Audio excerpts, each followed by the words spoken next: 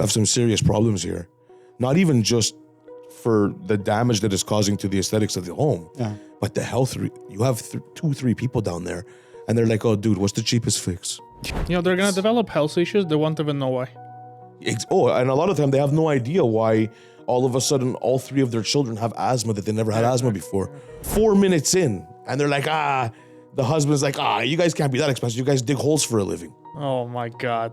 That's it. People came back to me crying. Oh, yeah. Crying. Oh, yeah. We didn't take your quote. We went with somebody else. Our house is falling. Some of it's very scary because I myself could potentially hire somebody for something that I'm not well versed in and get juiced the same way.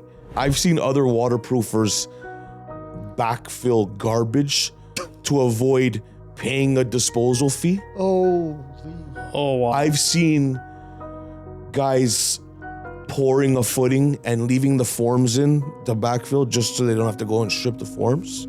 Oh yeah. I've seen so much nonsense. So, hi everybody. Welcome back to our show.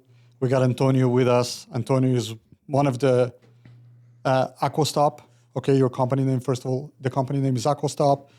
One of the more respectful and better companies when it comes to plumbing in the city.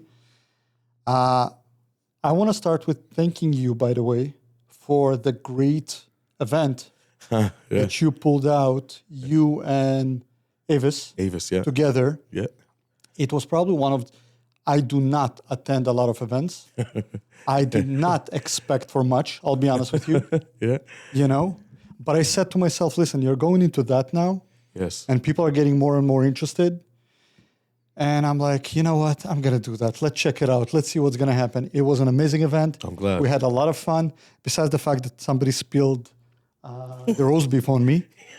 But dude, I was so lucky to wear dark clothes. Oh my God. Yes. I'm glad you guys had a good time. It was a good turnout, man. Yeah. Really good turnout. We raised so much money for the North York Food Bank, which was the goal from the start. Not only, the goal was for people to connect, but we had that end goal and result to try to raise as much money as we could for the food bank. So I myself, I also know Avis. A lot of us now, I think we're at a point in life and business where we're trying to help as many people as we can. I feel like we already help so many people every day just dealing with like budget constraints and, providing quality work and giving them peace of mind. But when you can kind of step out of that and just do something that's genuine to help somebody who really, really needs it, I think it was a great turnout. That was amazing. So I'll tell you that I had a great experience. I hope you're gonna have more of those. I'm almost positive there's a couple more in the works. Yeah, Okay.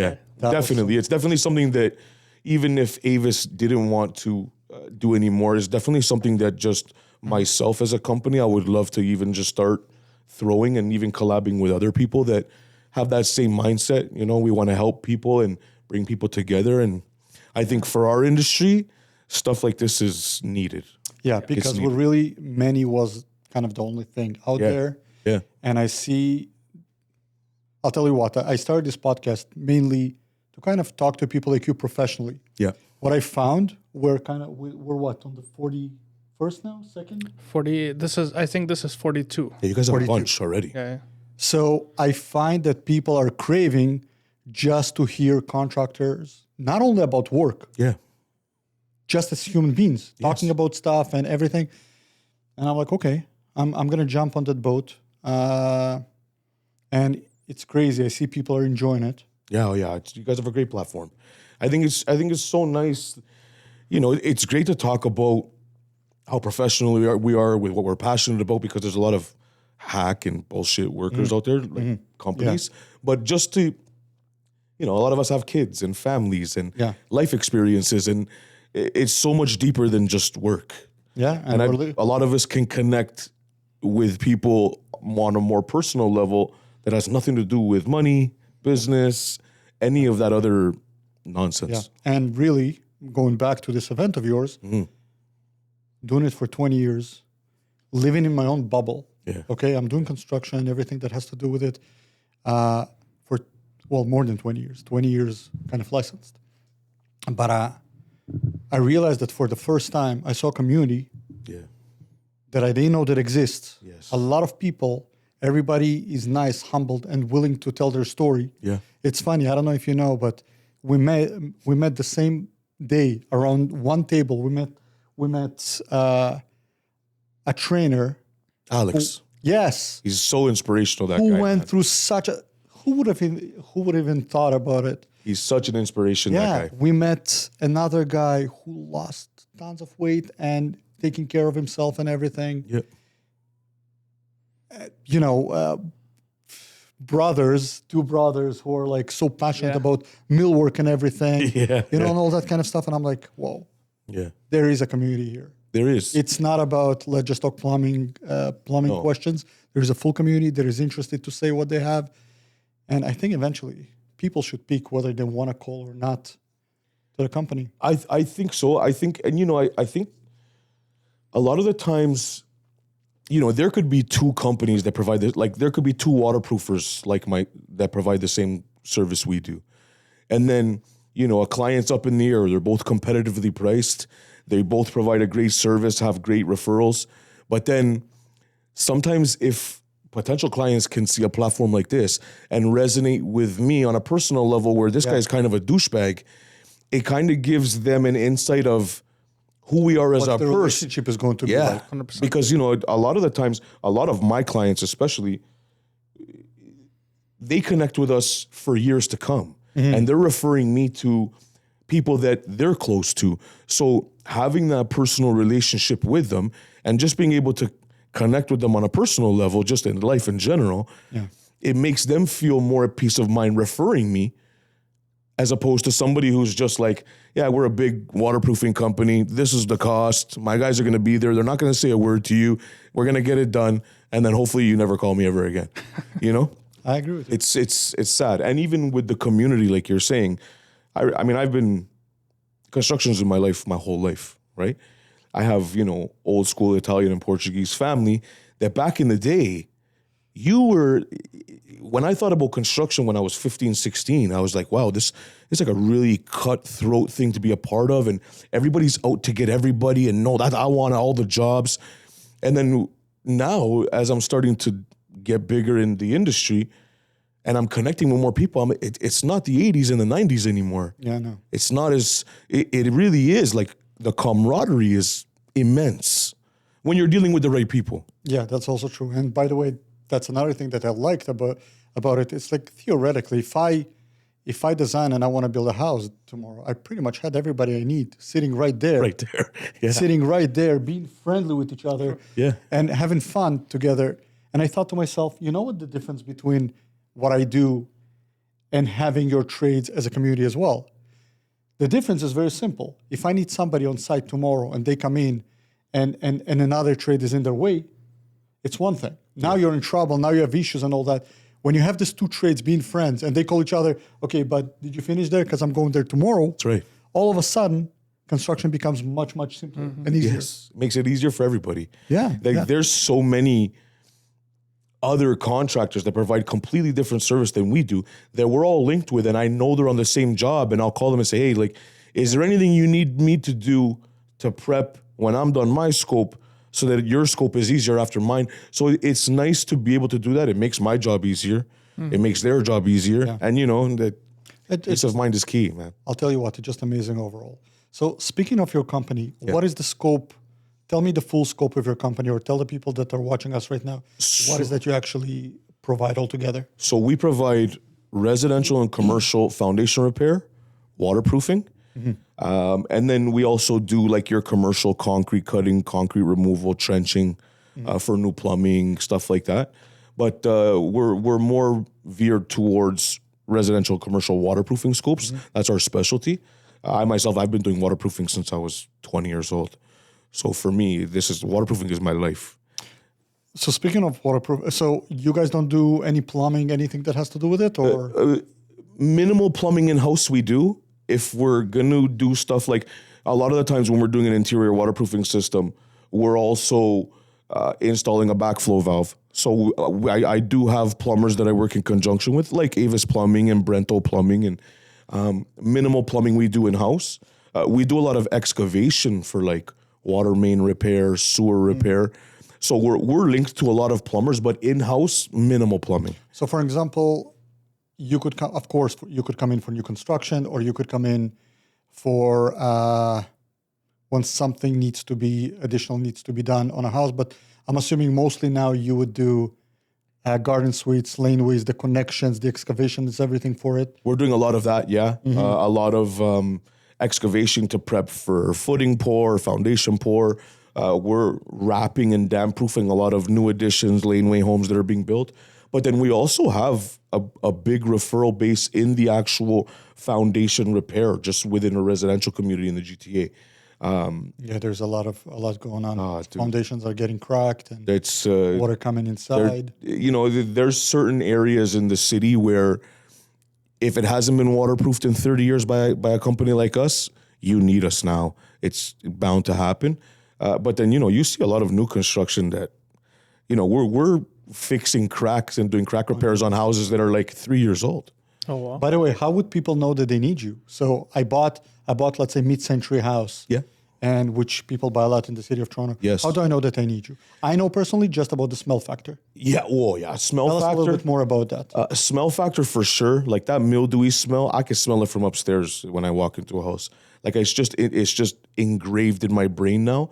But poor grading issues, water pooling around the sides of your house, your downspouts this far discharging from your house, even just staining along the baseboards. If the basement is finished, you're always going to see those kind of indicators. And then if it's not finished, I mean, even somebody without foundation experience, when you walk into a basement and you see the tuck pointing in your cinder block foundation is a wide open gap, the odds are that's a problem. Or you see like an actual crack in a poured foundation, you kind of have an idea that there's an issue. But I mean, if your house hasn't been waterproofed by a reputable company within the last 20 years, even if you just purchased it, I think one of the first things you should do, especially if you're going to renovate the basement, is waterproof the house. So you're saying that it's pretty much becoming just part of house maintenance? Yeah, I mean, I would like to think that it's just becoming. I think for a certain group of people it is. But I feel like sometimes for just the general homeowner, like waterproofing isn't cheap. And it's scary to think. It's extremely invasive. We're destroying landscaping outside, cutting concrete out. So a lot of people they'd rather go down with the shop vac for the next 4 or 5 years than, no, it's true. Yeah, it's sad, but it's true. But then there's also ones that nip it in the bud right away. Or, we also do work with a lot of contractors that as soon as they're going into demo a basement because they're renovating it, they're adding waterproofing into the scope. Otherwise, they're not doing the job. Because, I mean, it's a little advice to people. You can do that for 4 or 5 years, whatever you just suggested. Yes. But the problem is that the mold will grow, everything will grow. That's the problem. And you're not living in a healthy environment. You're getting health issues. And that's what a huge part of the service that we offer is we're providing these people peace of mind that your house is now safe. And with the economy the way it is and the housing market the way it is, if you can now make your basement safe enough to make it as an extra living space and dwelling in your home, the health risks involved with water, it's more than just shop vacuuming it and mopping it up, right? The mold and mildew, you'd be surprised how many times we walk in and people are like, oh, well, it's been leaking like this for 2-3 years. Do you think we have mold? I'm thinking, no, I know you definitely have mold for sure. Not me. I see a lot of houses, but for regular people out there, yeah definitely. Like I've seen basement even rented. Oh, yeah. With 2-3 tenants. And I come in and I can smell it as well. Oh, right away. We do all those renovations when it comes to basements and all that. And they're like, oh, whatever. Yeah, they don't care. Yeah. Oh, landlords, I've learned very, very quickly that some landlords are slumlords. Slumlords. You'd be surprised how many times I'll call a landlord and say, okay, so listen, I went there, I assessed it. You have some serious problems here. Not even just for the damage that it's causing to the aesthetics of the home, but the health. You have 2-3 people down there, and they're like, oh, dude, what's the cheapest fix? Yeah. Yeah, you know how many times I went down to the basement and I see pretty, as you said, mold pretty much starting on the baseboards at the bottom. baseboard. They already had it flooded once. They already had the tenants leaving. They just vacuumed it, as you said, and rented to the next person. Literally. This next person should be honestly suing them for ruining their lungs and life. And it's very, very, like the turmoil that this can cause to a family who doesn't know any better, that's moving into this basement. Where, like you said, the landlord before they come, even if they change the baseboard, change that piece. Yeah, just so that You know what I mean? But I don't know. I feel like my moral compass wouldn't allow me to do that. But some people obviously don't have a moral compass the way other people's do. Zero. You'll because be surprised. They're driven by money, right? You'll be surprised the things I've done, I'll be honest with you, the things I constructed, because at the end of the day, it's not my job to question what my client wants to build. That's right, yeah. If it's within code, I'll do it. Of course. If it's, but the things and the conditions that people lived in, I don't know, like apartments without kitchens, literally. Oh, without kitchens, without egress windows, without it's some of the stuff that we see is. They're gonna develop health issues. They won't even know why. And a lot of time they have no idea why all of a sudden all three of their children have asthma that they never had asthma before, or where now the husband's breathing is so bad he needs a ventilator, and they have no idea why. Exactly. I mean, we know why, but they have no idea. And then when you go and you tell them, they're like, "Really?" And it's like, "Yeah, well, Google mold." And even the doctor, if they go to the doctor won't know why. No, the doctor has no idea why. He's not going to question, do you have mold? No, he knows you're exposed to something that's causing it, but he has no idea where it's coming from, where it stemmed from. The amount of time I went to meet, like whatever client called us in, and I went into a house, and you meet this young couple who thought that it's very romantic to buy an old house and fix it. And they're sitting there, and he's like full of, he can't breathe right and coughing, and she's coughing. They're like, well, Max, we bought this house, and we started renovating it. Yeah. And I'm like laughing. I'm like, guys, as I feel bad for you, but you gotta take down all the walls. What are you talking about, Max? It's full of asbestos, mold, asbestos vinyl tile downstairs. It's crazy. It's crazy. And again, like you said, a lot of the times, they don't know. They just we bought an old century home in downtown Toronto, and it's one of those nice it's shows. so chic, and it's chic, but it's detrimental to your health. So is it a matter of way back they didn't do this at all? Like, is this, I mean, up until a certain point, so a lot of these houses didn't even have a weeping tile system, let alone any sort of bituminous or even damp proofing. Mm-hmm. But, a lot of these houses have minimal waterproofing applications done to them, especially the older homes, right? But even newer homes now, you see like that builder grade waterproofing. They come in, they spray that shit down. They're not even thinking about like finished grade elevation. The membrane's 8 inches below finished grade. And it's like, code, I get it. Standard code, I get it. But when it comes to like waterproofing in your foundation, which your house is sitting on, I think they need to, they got to tweak a couple things. Minimum code really cares about the air you're breathing. That's it. And about the structure. Yeah. They don't care about waterproofing. There is minimum code for that. Whenever it stops working, but I'll tell you another situation that I've seen, and that's also something that people should think about. I don't know if you had that situation before. I have a friend who lives in an older house, called me in because his foundation started to shift.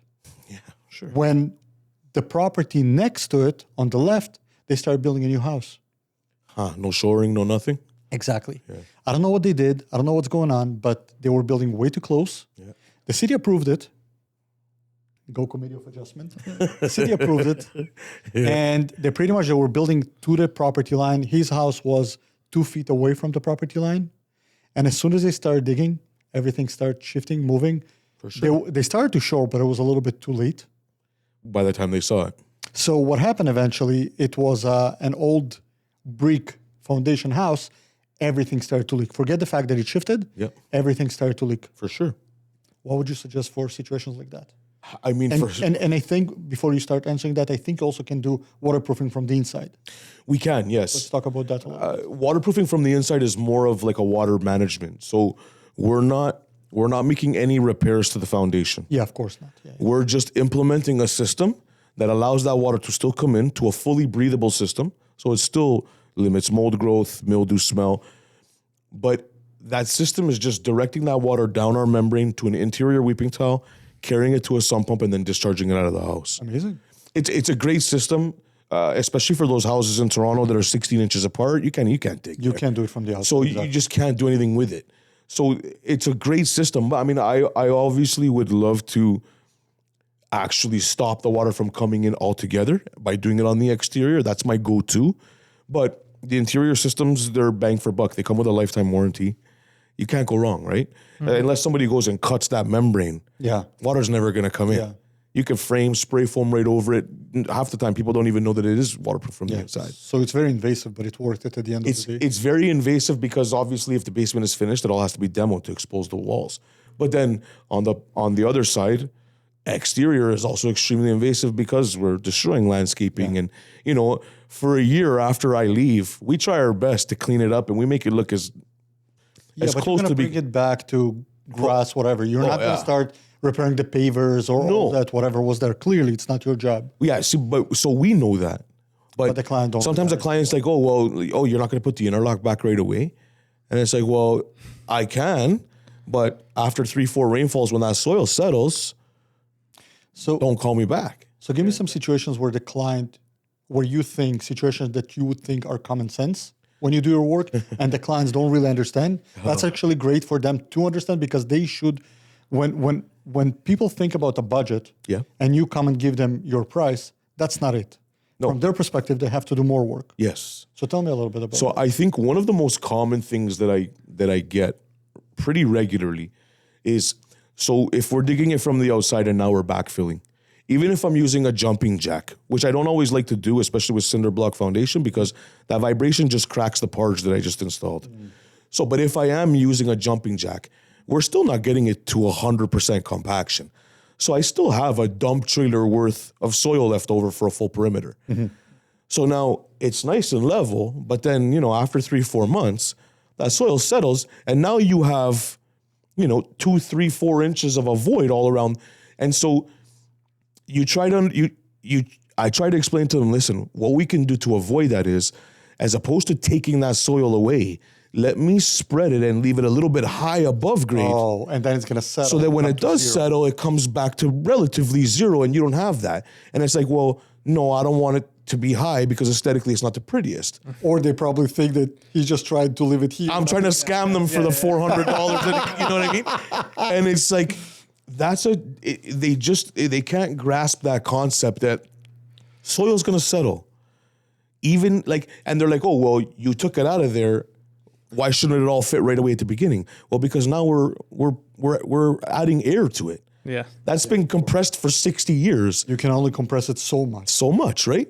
So that's a huge, huge issue. Another issue is just cost. A lot of these people think that, really it's $1,400 to repair a crack from the exterior? And I'm thinking, well, no, that's relatively competitively priced. I know guys that are doing it for $2,000. And it's like, I was thinking it's going to cost $500. I was like, okay, well, I'll give you $500, do it, and let me know how you feel at the end of the 3 days that it takes you. You know what I mean? Cost. Well, that's if you actually use the right equipment. Exactly. Some people expect you to stand there with a shovel for a week and a half. Yeah, doesn't make any sense. Another big issue that I have is my team is a very well-trained and efficient machine. So everybody knows their role and they move relatively quickly. So when, if I send 2 of my main guys to go and dig out one little crack repair, we call them a grave, a 6-foot section, within 3 hours, my guys are in and out of there. Yeah. They're hitting the footing, repairing the wall, waterproofing, backfilling. 2 of my main guys. And then they're like, I know what you're going to say now. Are you sure they did the right job? Well, that cost me $1,400. And it's like, okay, well, so you can't fault me for being efficient. Exactly. But then you bring this one guy to dig for a week and people are like, what's going on? You got a guy sitting here for a week. Exactly. When are you going to finish? It's like a double-edged sword. People don't get that when they paid a certain amount of money, they don't pay for the job. They pay for your experience, your equipment, your knowledge. And the opposite, the faster you do it and the better you do it, It's just people shouldn't count your hours. Oh, counting my hours, I hate it. And I heard, by the way, from contractors pretty much saying, yeah, I can finish it in 4 hours, but I'm going to probably stick around for a couple of more hours, because... To make it look different? To make it, I hear it all the time. Believe it or not. I hear it all the time. Yeah. Sometimes my guys will even call me and say, hey, you know what, Antonio, like, the soil is really sandy here. Like, I'm going to hit this footing in half an hour. Like, you want me to just slow it down? It's like, no, smash that shit out. Your job. What are you talking about? Smash it out. Go start another one then. Yeah. Right? So, but that, on them not understanding that, like, 20 years of experience from, like, 17, 18 years old, in the old school way, getting taught very brash and move your ass. And, we weren't babied. We developed this skill where, to fault me for being good at it now, after 20 years, they really bothers me sometimes. I'll give you an example to kind of, I think that's going to help people understand better. So I had this addition done, and we connected the electricity to an existing light. Yeah. And we kind of moved it forward. To make a long story short, a year later, my client wanted to have lights from the outside with a timer. Now, every electrician, hear me out, every electrician told me that's impossible. Why is it impossible? Why? Because they connected to the end of the line. There is no neutral in here. And every timer like that needs a neutral equipment. So I'm like, okay, that's a problem. A year passes, 2 years pass, 3 years.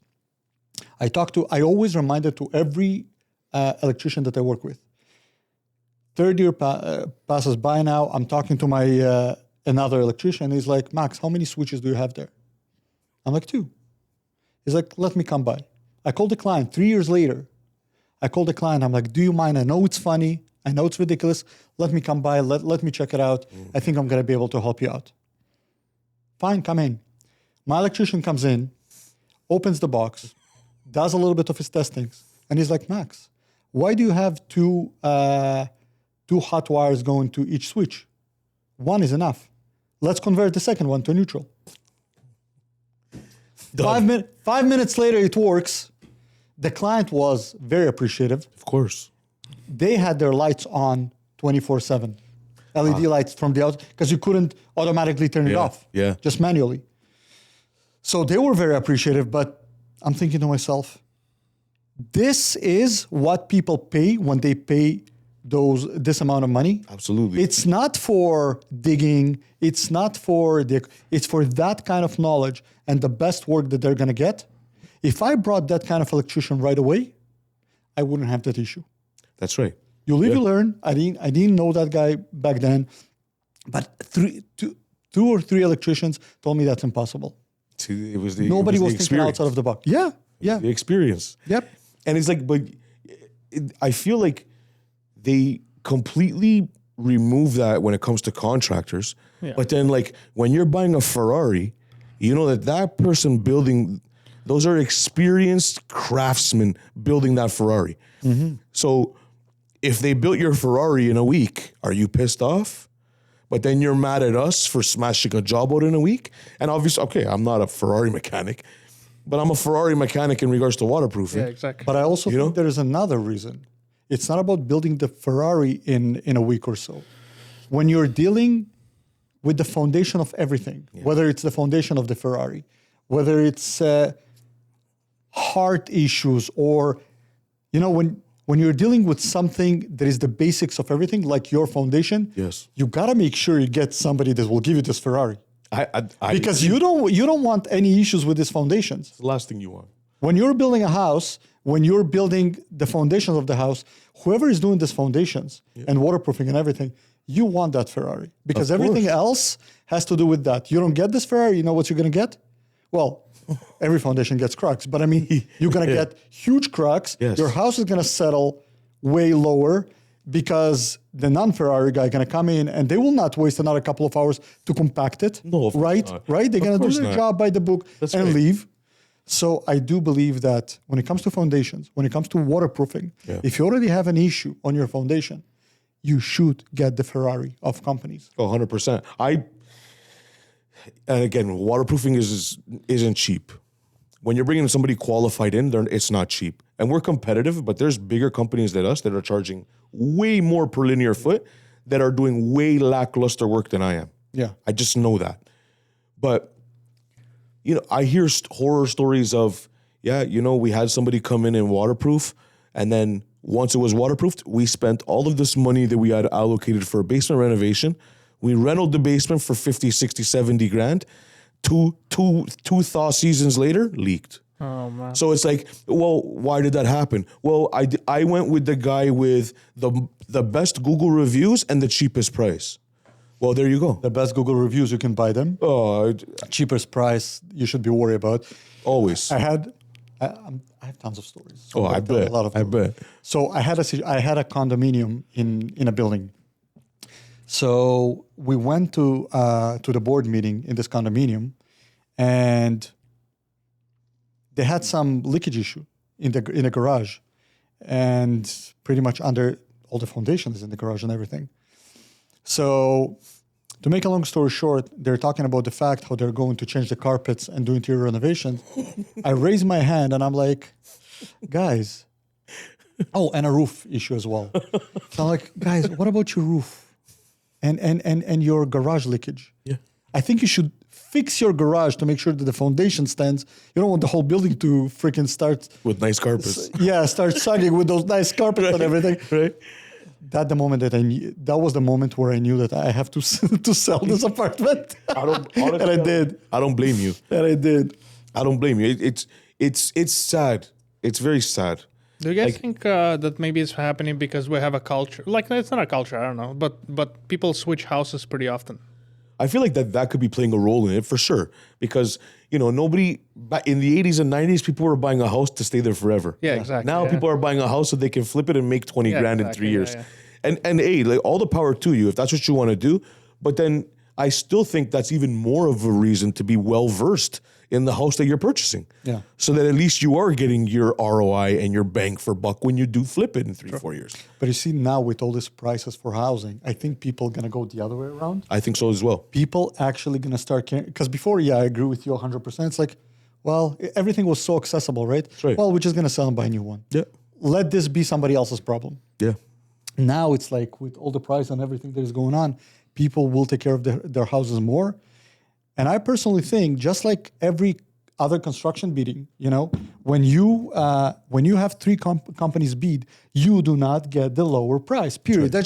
That's just a rule. Don't ask me even why, because the lowest price. Yeah, that's basically never a good. You can look at everybody who's in between. Yes. To the higher. Yeah. Period. Yeah. Unless this lower price is somebody that was really referred by like 10 people. That's right. Yeah. Then really something is going on with the other prices. 100%. Right? 100%. But even somebody who referred, sometimes I had situation where somebody referred a contractor not knowing that they did the job wrong on all the time. constructions, but they live their lives, they don't know the difference, and they're like, oh, he's a great guy. Yeah. Oh, I hear it all the time. Like, oh, well, we brought in this waterproofing company and, 3 years later it's leaking. I'm calling them. They said they gave me a warranty. They're not. And they were highly referred by like my best friend at work. And Because people don't live long enough to get to those results. That's in the house. I mean, they don't live in the. That's what I'm saying. Exactly. Yeah. They're not there to see 5 years later that it's starting to leak. So you don't know that they did a shit job. And you think, oh, these guys are amazing. They were in and out. They left it clean, and my basement was dry for the duration that I lived there. Yeah. I hear it all the time, and I've lost quotes because I wasn't the cheapest, but I've also people have told me like, hey, you weren't the cheapest, but we liked the peace of mind that you gave us just from telling us what you were going to do. So I think that also just depends on who the client is. Because, I deal with clients that, they just think logically. Like, hey, the cheapest price probably isn't the best way to go. Yeah. Right? Also, the situation is not only logically, not all contractors understand it. Not every client is your client. Oh, Not every client is there to be your client. And I definitely agree with you. Some clients, what they would do, they will call you in because of your knowledge, and you seemed like that person, you would give them tons of information, what needs to be done. Of course. They think, okay, we're going to go to the cheapest guy, ask him how much it's going to cost to do all that. Yeah. You never see these people after that. But Never. I actually handled situations where people came back to me crying. Oh, yeah. Crying. Oh, yeah. We didn't take your quote. We went with somebody else. Our house is our house is falling. Yep. Fix it, help us and all that. I don't think you dealt with it, but people that do that, first of all, they're not your clients. No, of course not. So you don't even want to be working for them. Not at all. But those people think they're smarter than they ever Joe. They go to the cheapest guy and tell them, well, what does it include? Oh, okay, gotcha. That's why you're the cheap. They will always also tell themselves that story. Yes. Why that's okay. That's right. For him to be the cheapest. They make it okay in their head. Exactly. They will of course you're cheaper because you didn't include that. So how much is it going to cost when you include that? Oh, another $1,000? Okay. You're my kind of contractor. There you go. And then they screw them over. Yes. Completely. Of course.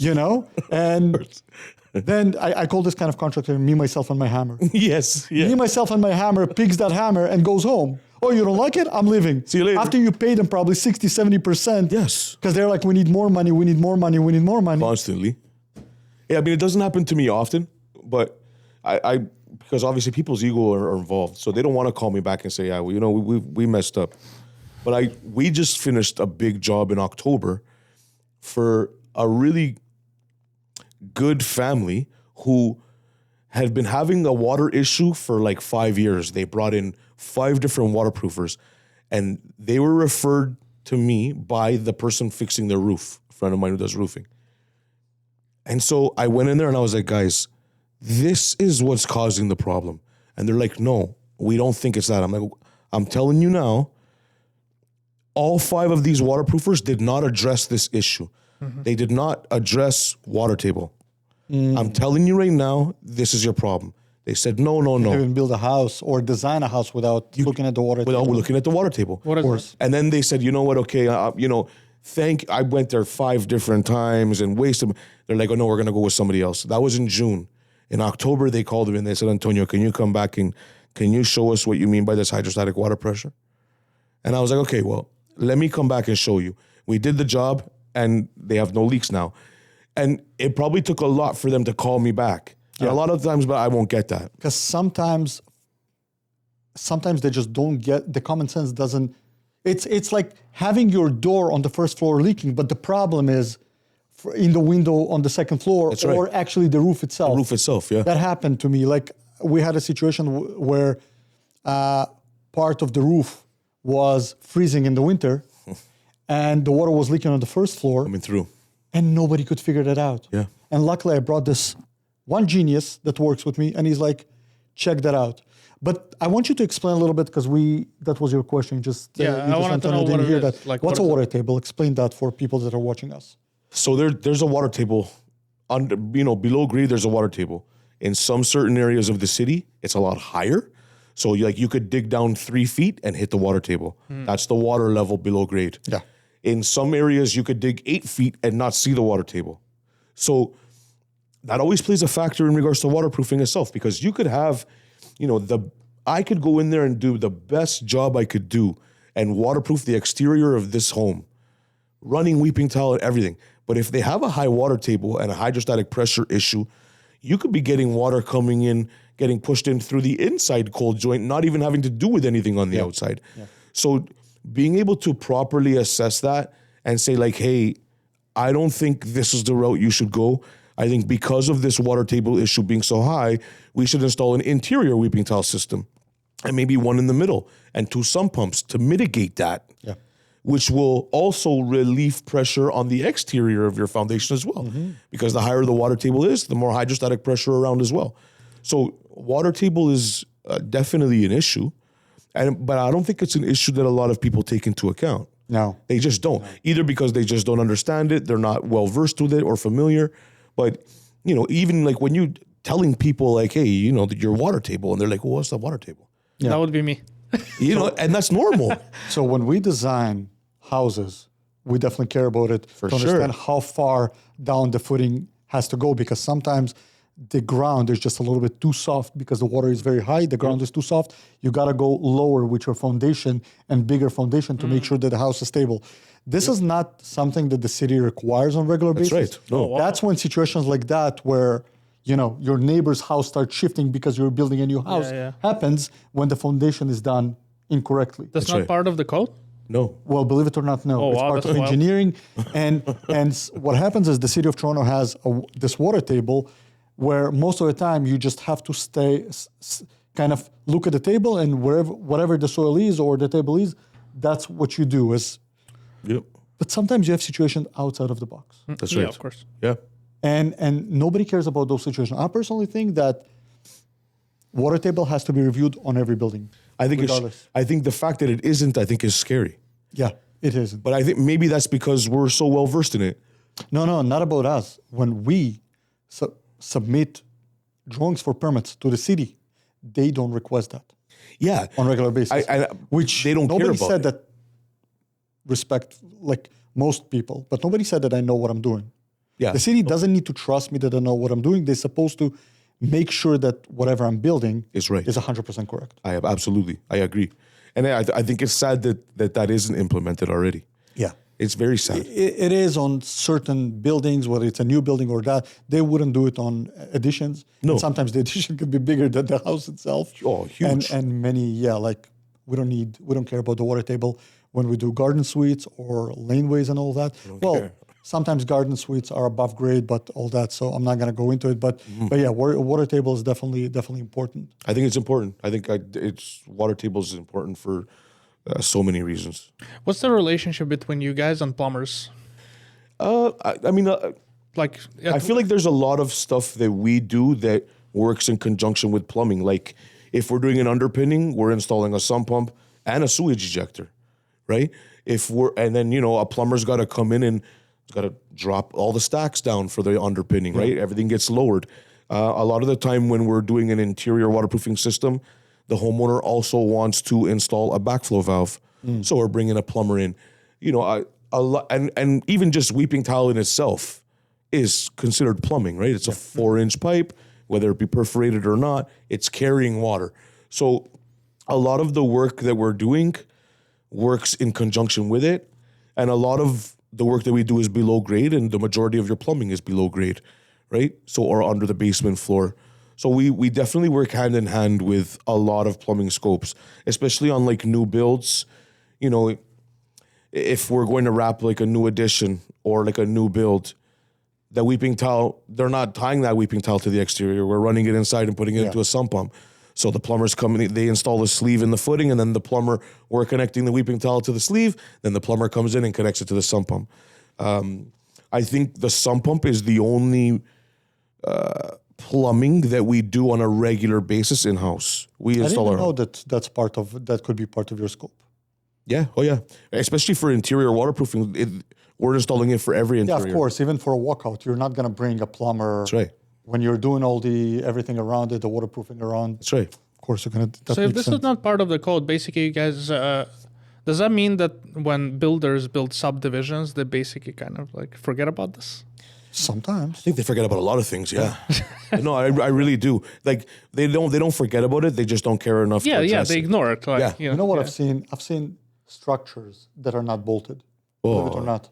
That's scary. Structures that are not bolting. When I'm doing my additions or my renovation constructions, I've seen structure in an existing basement not bolted.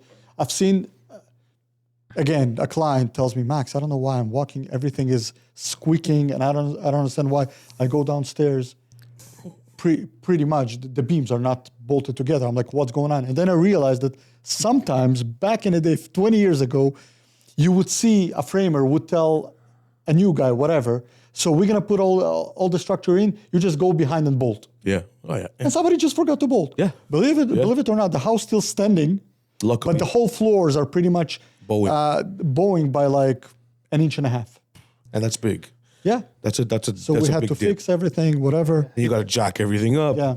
If you spill some water and the water is like going somewhere. Oh yeah, not the water, the ball. The ball. You put a ball and it just exactly. Shows you exactly. Plumbers don't need slopes for that. They just put their pipes.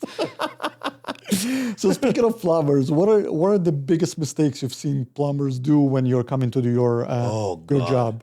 I've seen so many times I'll see like plumbers tying in like the washing machine discharge into the stack. Yeah. Or I'll see they'll come in and install a sump pump with no interior weeping towel, and they're like the discharge pipe runs along the floor into the drain. I see some crazy outlandish stuff. And what do you do in this situation? You know, it's hard because when you see stuff like that, to rectify that, it's typically a bigger scope of work, and it ends up opening up a can of worms in so many other areas for the homeowner. But it's like, you know, do you want to make it right and then have the peace of mind that you never have to worry about it again? Or you want to bring in another Joe Schmo to tweak something the way they did this and have the same problem in 3-4 years again? So it's hard to see some of the real shitty work that's done. It's hard. Which is another great idea when you're working in communities. Yeah. Because honestly, it happened to us. Let's be realistic. If everybody's saying I'm a great contractor who never made mistakes. I make mistakes daily. So, but it's great to have, like, I have my electricians or somebody that will tell me, Max, I'm running a wire here. It seems like we have a block missing, or it seems like we're having this and that missing. Can you come check it out? Yeah. So it's great when you're having this kind of community, when they care about you. Of course. They care about you to let you know, oh, listen, it was forgotten. Listen, you're a bigger company, you know what I mean? So you have a lot of people on site. Yes. You're going to have once in a while somebody who, you know, who forgot something small or whatever. I have the situations. I have to come back like a week later after, let's say, whatever, after my electricians finish something and one junction box is missing or whatever. You know what I mean? Of course. Or an outlet not in the right place. That's right. And it has to be moved. So it's just great to have a community with you, people that work with you on a regular basis, pretty much helping you out on your thing when you can help them out on plumbing and, you know, framing foundation that can be done. Like, you know, you're doing your job, waterproofing, you're like, the foundation is not done yet. We don't have insulation yet or whatever. Yeah. So yeah, how does it work for you when it comes to, when you see this kind of stuff, would you call the people or are you just trying to mind your own business? And No, I'll address it. I mean, I just think my moral compass won't allow me to just not let my potential client know. So like, if I see something that's really botched, especially if it's gonna tamper or hinder with my work, I'm calling it out right away.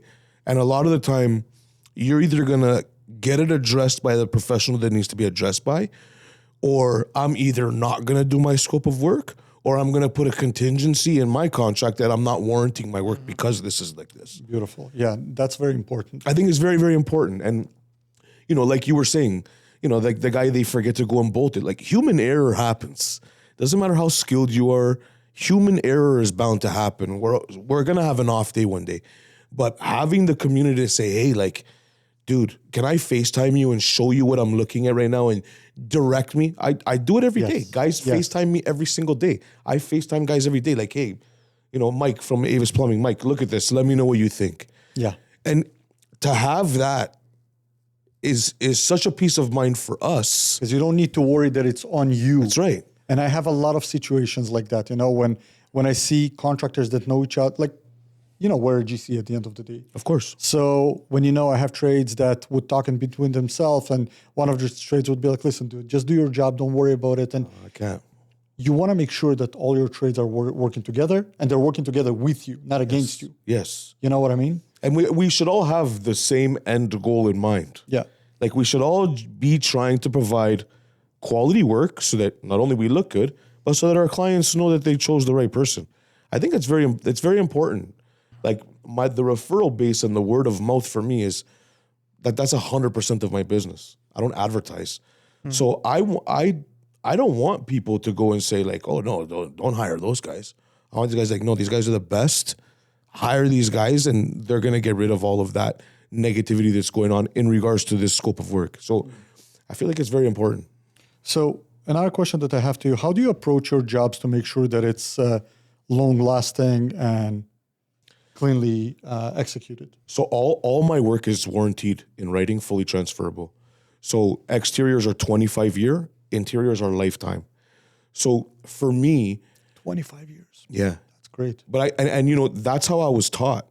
So like, I'm very meticulous about cleaning the wall and finding the issues. Sometimes it's the smallest hairline crack or hole. And so I have certain things that I've implemented in my training where until this step is done, you can't do this step. Mm-hmm. And I think meticulousness is probably the best asset when you're hiring us, because we're going through your whole foundation with a fine-tooth comb. And all of my guys are trained in that. And that's one of the first steps is dig it out. Now you're cleaning the wall to find the issue. Some of them are extremely obvious, and we're still meticulous with cleaning the wall, because you could have something really obvious here, but something that you didn't even see until you wire brush that wall here. So that, I think that separates us from a lot of other guys. A lot of guys go in there and they'll grab the scraper, they'll scrape soil off, and then boom, they'll start rolling tar on. Yeah. You know, we're also chipping out every crack. Oh, yeah. So we're chipping it out. We're opening it up even more so that I have more hydraulic to grab. Because if I have just a crack and I just do a slight part, Eventually the crack going to come back. it's going to come back. It's not going to grab. It's not going to hold anything. Mm-hmm. And I also think the materials that we're using set us apart and allow me to have peace of mind as a homeowner, as a business owner, to warranty that for 25 years. And it's, you know, it's fully transferable. So it stays with the postal code. So if you sell the house in 10 years, the new homeowner gets the remaining 15 years. So it's just too good to be true. But I love it. They say it's too good to be true. I love it. And I, you know, by the grace of God, I haven't had to do any warranty work. I mean, we're only 5 years in. Well, that's why, though. But that's why. 5 years is enough. By the way, 5 years is enough agree. to start seeing problems. Oh, for sure. Oh, 2 years is enough to start seeing problems. I want to ask another question, maybe even burst some, bubbles for somebody. Of course. And some myths out there. So tell me a little bit about spray foam. People think that spray foam, it's a barrier that's gonna fix everything. We're just gonna spray foam the wall, it's gonna fix everything. I personally think, as a designer / builder, spray foam is not there for this reason. It's there as a vapor barrier. Yes. But not there to stop external leaks and water. Tell me a little bit about that. Oh, it's not. And how to explain that to your customers. Spray foam has absolutely zero waterproofing properties. Zero. It's not stopping water from coming in. Water's still coming in. It's just staying behind the spray foam. Yeah. So now you have pressure behind your spray foam. You have mold growing behind your spray foam. Like, spray foam has its job, and its job is not waterproofing. Yeah. So, And a lot of people tell me, "Oh, don't worry, just do your secondary unit. I'm just gonna spray foam and it's gonna be fine." yeah, that's cool. It'll be warm, but it's not going to be dry. But it's not gonna. Yeah. So what happens? What happens after? Tell me, because you've seen those situations. Oh, I've seen it. We go in there and we have to scrape all the spray foam off the wall. Water's still leaking inside. Oh, it's still coming inside, and you can never see it. You just see it along the floor sill, the framing of the floor, and you have no idea where it's coming from. But you walk in and there's an inch of water everywhere, and you have zero idea where it's coming from. At least with bad insulation, I can open up a section of wall, pull it, move it, and I can see. Mm-hmm. Spray foam, everything just looks fucking purple. Does it soak? Does it absorb water? No, it doesn't absorb water, which makes it even worse. At least if it was absorbing water. Just like a small crack. That's the right. Same idea. Small crack will give you even more. It's kind of under pressure. It goes inside and it's even worse. Yeah. So the spray foam, I hear people all the time. Like, oh, I'm just going to spray foam it. I had situations. That's why I want to address it, because that's very important. So after this winter and the spring, call me when it leaks again, and we'll remove the spray foam and we'll do it properly. Yeah. You know what I mean? So, spray. I hear so many, well, I'm going to buy that interior bituminous paint. It's like, dude. Or even like, we do crack injections, don't get me wrong, but with a very, very minimal warranty, because there's no longevity to them, right? So they're just for certain situations. But yeah, I hear so many different, we'll just do this. Okay, but that's not going to fix the problem. Can we like nerd out a little bit about this? Like, sure. What's the process of, let's say there's a crack. Yeah. What's the process of fixing it? So from the outside, we're digging it out, we're exposing it, we're wire brushing around it, and we're chipping it out so that we can fill that void with more concrete. There's more to grab. I see. Once that's done, then we're waterproofing. So that's all before we even apply any waterproofing bituminous. Then we'll coat on our bituminous, which is like that tar stuff that you see, repels water. When it dries and cures, water beads and rolls down. We're reinforcing that with yellow jacket, which is like a fiberglass mesh. So almost like your drywall mesh. I was about to ask that. And then we're putting our dimple board. So, and it's open cell waterproofing. It's not closed cell. Like closed cell is like blue skin or Milor wrap. And then you'll see when those guys waterproof, they're coating bituminous on the top strap. They don't want water to get behind. With my waterproofing, it doesn't matter if water gets behind. The membrane, the dimple board membrane is just protecting the waterproofing, which is the bituminous, the tar, from organic material like soil, which will suck it off the wall. So if water gets behind my membrane, the dimples on it create that airspace for it to bead on the bituminous, travel down freely, which will reduce hydrostatic pressure against your foundation, hit the weeping towel, and go where it's supposed to go. That's cool. So there's definitely a process, and again, like finding the issue with the foundation and making the repairs first before any waterproofing is the most important. Yeah. And also it's funny because a lot of people ask me the same question. Well, not the same question, but they're like, water goes in behind my brick. Water should go in behind your brick. Okay, that's why you got the air barrier outside to make sure it doesn't go. So the way house is made altogether, water is supposed to go behind your brick, but it's also supposed to come out. That's right. And there is a gap of 1 inch approximately airspace pretty much for that to ventilate to make sure that mold is not growing on the inside. So if you have the same thing, that's actually even better than when you just tighten everything up, because when you are tightening everything up, then it's blocked, and then water that does go inside eventually, because it's trapped, and it starts softening up the concrete, and it starts creating cracks, and I'm assuming mold. Mold for sure. That's why I don't do any closed cell waterproofing. I don't use any sort of blue skin wraps, unless it's like an ICF foundation, which it calls for it. But I want a breathable system.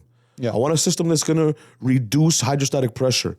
I want a system that if and when water gets behind there, because it's going to, it's not going to tamper or hinder with my work. So, I'm really against the closed cell waterproofing. And again, that's just how I was taught. But I see the results like firsthand. I see our system that many guys use for the last 30 years. And I also see the closed cell. And don't get me wrong, like I know a lot of waterproofers that do amazing blue skin work. Yeah.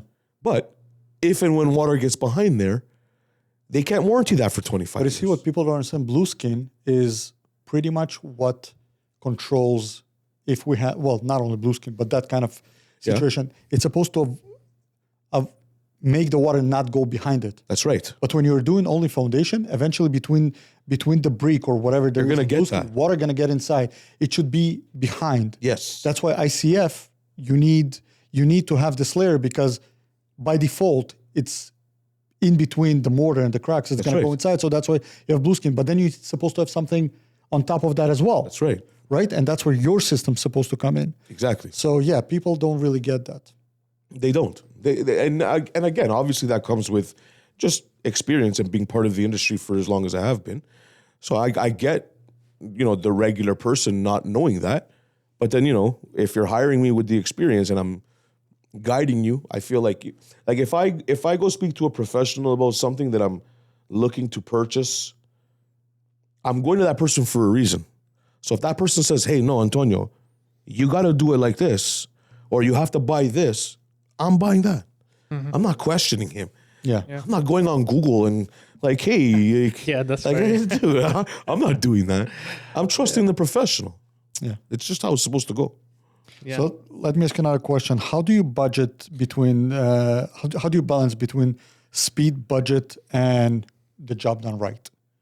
I don't budget speed, budget, and job being done right. I just budget for the job being done right.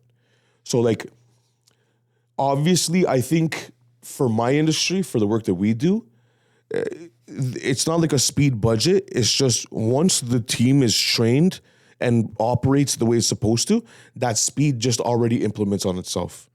So like, you know, like I know guys that are just starting out where like 2 of my main guys are doing that crack repair in 3 hours. It might take 2 guys that just started out a day and a half. But over time, that budget stays the same, but their speed improves. They get faster, yeah. Right? So they get better. So, I mean, obviously, speed comes into account because I obviously don't want a job to drag on and now I'm losing money on my bottom line because ultimately I'm still trying to make money to support my family. No, but I mean, sometimes, for example, and going back to those clients, right? Yeah. And that's where the balance actually comes in. So if I'm a client and I'm telling you, you're giving me a price, this price comes with certain materials and certain equipment that will come to do this job. Yes. So you got 2 kind of clients, 2 kind of contractors. When I'm telling you, well, listen, I have a problem with your quote. Can you reduce a little bit? You can either say, no, that's what the equipment and the material cost to me, and I'm not going to do anything with wrong materials. Yes, of course not. Or you can say, well, you know what? Yes, maybe if you want to do it with this and that material that is a little bit cheaper, but I'm not taking responsibility, I can reduce my quote. So I guess this is the balance of quality and... For sure, and time. And okay, so now I understand what you're saying. Yeah. I think the only time I ever run into that is, like, obviously for me, if I could send a Mini X there and 1 good guy there, I'm smashing a job out, like a crack repair. But if they're saying, hey, you know what, can you drop the price a little bit? It'll cost me less if I say, okay, you know what, as opposed to floating a machine there, fueling a machine, paying an operator and 1 of my lead hands, let me send my lead hand there with a laborer, which is going to cost me $500 less for that day because now I'm not utilizing that machine and that fuel. So I'll save you the $500, but now instead of taking 2 hours, it may take 5. But yeah, you're not, so that's the thing, you're not compromising quality though. Never. I'll never compromise quality. Never. So I guess this question, what it means is, are you going to compromise one of the 3 in order to achieve quality? No, never. Timeline, maybe, for a budget constraint, especially if it's for like a client that I've done work for before, or it's for a contractor who floats me a lot of work. Sure. But quality is never going to be one thing that I'm going to be cool with changing. The price I could tweak a bit, the timeline I could tweak a bit, but the quality's, I'm just... because I warranty it for so long. And like, yeah, it sounds too good to be true to warranty for 25 years. Yeah. You know what I mean? So for it sure. It means you're sure in your job. Yeah, I really believe in the training that I got 20 years ago. I just believe in it. I believe in the products that we use. And, you know, like the proof is in the pudding because I don't have any warranty work as of yet. It's actually a great question about that training. Yeah. A lot of contractors, I find, getting stuck with what they learned with when they were apprentices or working for others. Yep. They learned a specific way, especially I see that in Windows installations. Sure. They don't know nothing about water management in a house system. Zero. And they just know, I'm going to smash the window, get rid of it, cut this barrier that is kind of hanging, right? And put the window back in. When I see that, I really... It's mind-blowing. Dude, I'm just going crazy on site. When I see stuff like that, it just... So what do you actually do?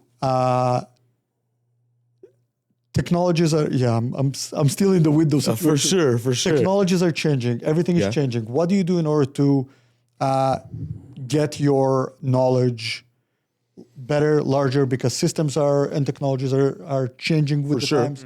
So what do you do for you and your people to make sure that you're on top of all that? I think for me, the only thing that really changes, like I've been using the same products from before I even started a business, just from the way I learned. But one of the things that I'm starting to learn and implement is, you know, certain tools make the job easier on my guys and faster and more efficient. You know, like 20 years ago, I didn't have a air compressor jackhammer 2000 to break up concrete. We're using a sledgehammer and a bar. So now, you know what I mean? And I didn't have, when you run into tough soil, now they have like spade shovel attachments for a chipping gun. Where 20 years ago, I was picking that, loosening it up, and then digging it. So I'm learning as I go. obviously with technology, tools are becoming more versatile. And now I'm utilizing these tools to make it more efficient for me as a business owner, but also to save the 20-year-old's back that works for me, so that when he's 42 and my age, his back and his knees don't feel broken. Yeah. It's funny. I used to do tiles as my first job when I was in Canada, when I was 18. And I can remember that until today. Yeah.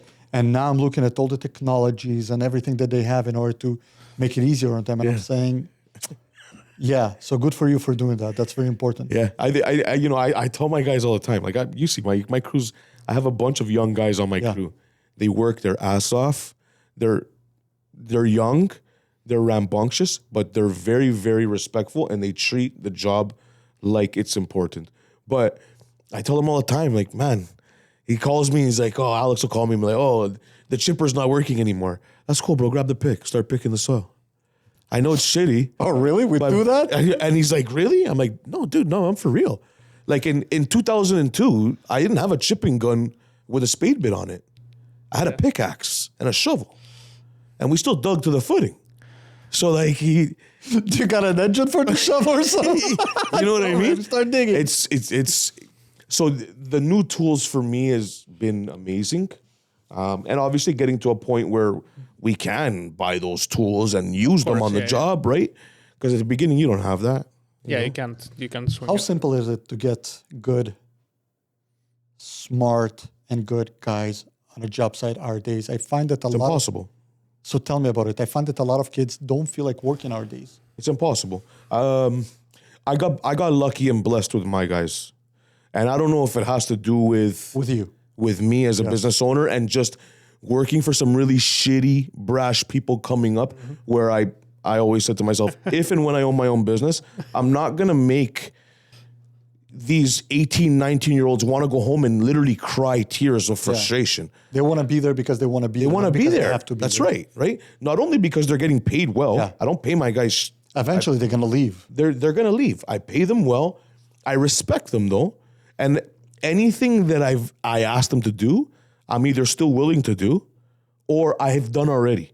So, but I've had I'm trying to find 3-4 guys right now to start another crew. But also, I see you got growth. That's actually what I wanted to see. Oh, yeah. If you're good, you got the brains and everything, you can pretty much head a group after that and have a truck. Oh, in 2024, it was me and 2 employees. Now in start of 2026, it's 3 trucks, 8 employees, an office, a shop. Awesome. So like the growth is there, but that's because I work my fucking ass off for it. Which is fine. Like nobody's handing it to you. Like, I have friends that like, oh dude, like my business isn't picking up. It's like, yeah, sure. You don't want to work a Saturday. You don't want to work past 4 o'clock. You don't want to go over drawings at 12 o'clock, at 11 o'clock at night on a Sunday. Like that's why it's not working. Jobs and everything. Yeah, that's why it's not working for you. But to find guys now, it's what is like the process? I always wonder actually about many businesses and trades especially. What is the process of finding good people? Like how do we find them? At this point now, my honest opinion, I'll put an Instagram post out, a story. I need 3 guys. Oh, I see. Okay. Oh, Instagram is, if you're in today's day and age, if you're not utilizing social media as free advertisement, you're an idiot. It is what it is. You just are. Like you could say whatever I know guys on Instagram that have way more traction and they're paying $0 on marketing than big companies that are paying $30,000 to a marketing division for their company a month, and nobody knows who they are. And this guy on Instagram with 15,000 followers who posts every day religiously, everybody knows who he is. How do you find the time? Teach me. It's hard, dude. Honestly, I sacrifice a lot, man. I sacrifice a lot of my time with my kids, time with my family, even just time for myself. It's literally like having a second job. And like, I'm obviously at a point now where I'm starting to delegate a couple hats to different people. But at the end of the day, 85% of the hats of my business I wear still right now. Yeah. All the videos you see, all the reels you see, the posts, the music, everything. I look at every job we do, I've stepped foot onto price. I don't answer every phone call now anymore. Obviously, I have somebody helping with that in the office part, which is fine. But I'm still going over every estimate with her. I'm not chasing anybody for money anymore. She's doing that. But, I wear a lot of hats, and the social media aspect of it literally is a second job. Because I'll tell you what, again, I'm running Acadia for many, many years. Yeah. And this is something that, believe it or not, that's my passion project. Love talking to you. And I love talking that. to people, to trades like you. And this is something that I'm literally doing as a passion project. Yeah. But it takes a lot of my time. For sure. Luckily, I'm also at a situation where I can afford, putting us contractors, trades out there. Yep. But, not everybody got that opportunity. Not everybody got that budget for passion projects like that. Yep. And it's difficult to get stuck. As you said, luckily you're getting there where you have trucks now and help in office and everything. It's difficult to get stuck and get on social media as a second job. So what you're pretty much saying that you got to sacrifice. Yeah. There's no easy way out. None. I'll literally on I don't have much of a social life. I'm a single father with 2 kids. You know what I mean? But even wow, single father with 2 kids. Yeah, and so I've had my oldest son for almost 5 years now, just full custody. My youngest joint, but wow, I'll spend you're like a superhero. Yeah, no, you are. I'm just trying to make it right. But on a Friday night, from 10 to 2 in the morning, I'm going over all of the videos I've taken that week, and I'm making 30 reels on CapCut. Yeah. And I'm also saving 100 sounds on Instagram. And then for 4 hours, 5 hours till 2, 3 in the morning, I'm making 30 reels with music, video edits, and then I'm saving them all on Instagram. So now for a month, I've got a reel every day to post. But it's a part-time job. It literally is a part-time job. Well, listen, at the end of the day, again, we're nobodies, but we found you, we're talking to you, we're interested to put your story out there. And again, going back to the event that you created, you're becoming, I think, somebody in the community. I would like to think so. I feel like I have a good moral compass, a good heart, and I have knowledge that I can probably help a few people and save them from making mistakes that I had to learn the hard way. And I feel like that's so important, though. Just in life in general. Yeah. Just being a father and a business owner, having young guys that work for me. I really want to save people from having to learn the hard way like we did. It's funny, because you will find business owners that would say, well, we want to be on top. We're not going to tell anybody but what we're doing. I talked to this one person many, many years ago. I don't even remember who was that person. But who was that person? My social media company, shout out to Gil Media out there. And I was talking to Leon, and Leon told me, he said, Max, don't try, not to give anybody information. No. Eventually, they will find that way. Try to always be on top and be better. Of course. Our job is to be on top and be better. So, you can conceal, you can try and, hustle a couple of years being on top. Eventually, somebody will get better than you. Yeah. But if you're always trying to stay on top and learning those new ways how to get better, which eventually brought us to that studio, and how to get better, how to get out there, and how to help other people. Yep. I think automatically you're going to succeed. I think so. That's just good karma. You get what you put out. Yeah, I was teaching in GBC, George Brown College. Yeah. So the one thing that I liked out of it is that eventually I was dealing pretty much with people. I could pick people to deal with. My students, the best people out of the class. One of them, James, that was here the other day. Yeah, so I could pick people that I want to deal with. Yeah. I find that doing what we do right now, that's pretty much the same thing. I'm kind of getting to the point that I can meet people, a community of people, not only put their stories out there, but also people that I think would be great to work with. I agree, 100%. And to build more and more and grow all together. So I agree. Really, I appreciate you. I appreciate your time. I appreciate you guys as well. Thank you so much. It's an amazing podcast, and it's an amazing for people to look. Where can people find you? You can find me on Instagram, obviously, at aqua.stop, Facebook, Aqua Stop Waterproofing and Construction. You can email me directly at antonio@aquastopwaterproofing.ca. Our Google page, our website, aquastopwaterproofing.ca. And my phone number is at the top of the Instagram, so you could literally text and speak directly to me. We're also going to definitely share your information. That would be amazing. In our everywhere on our pages. Amazing. Dude, it was awesome seeing you. Incredible. Your Who do you platform think- is amazing. Who do you think we should talk to next? Whew. There's so many good guys. How about let's shout out to someone that you think we should talk to next? No pressure. No pressure. So I think that I think Rob from Tanner Contracting, Steve from Shield Kings, or Jason from Property Max Development. Okay. Beautiful. There you go. Those three guys, top I'm tier. gonna Guys, you're send gonna them be the video. Send of them this. this snippet of me saying their name. Yeah, we can have a short, pretty much tagging them in the short, and yeah, Yeah. that's awesome. Yeah. That's awesome. I have friends who are, like on the younger side, and they understand the whole like social media aspect. Yeah. But it's still, well, first of all, you guys both know that a lot of people, they don't want to be on camera. It's I a hate huge being on obstacle camera, for them. dude. I hate it. You're doing great. Thanks, man. Same here. I hate being on Hate camera. it, man. But we do what we do. We gotta evolve into that's the 21st century. That's what it's all about. I agree. We gotta be on camera. I'd rather be on site, dealing Me too. with what's on site. But but at the end of the day, it is what it is. Even for me, like, in 2021, 2022, 2023, I used to post pictures and videos of work, but I never posted anything of myself, just speaking passionately about what I wanted to do. And my sister, my youngest sister, who's very tech savvy, very in tune with what needs to be done, she said, Antonio, you have to put yourself out there. Yeah. I know you, like, I hate just sitting in my truck and taking a video of myself. I feel weird. Yeah, I know. You know what I mean? I still don't do that. I haven't convinced Max to do it. I feel weird. But I noticed that once I did that, I feel like people were able to resonate with me as a person, let alone the business. Yeah. And it really, really boosted my social media presence. It really did.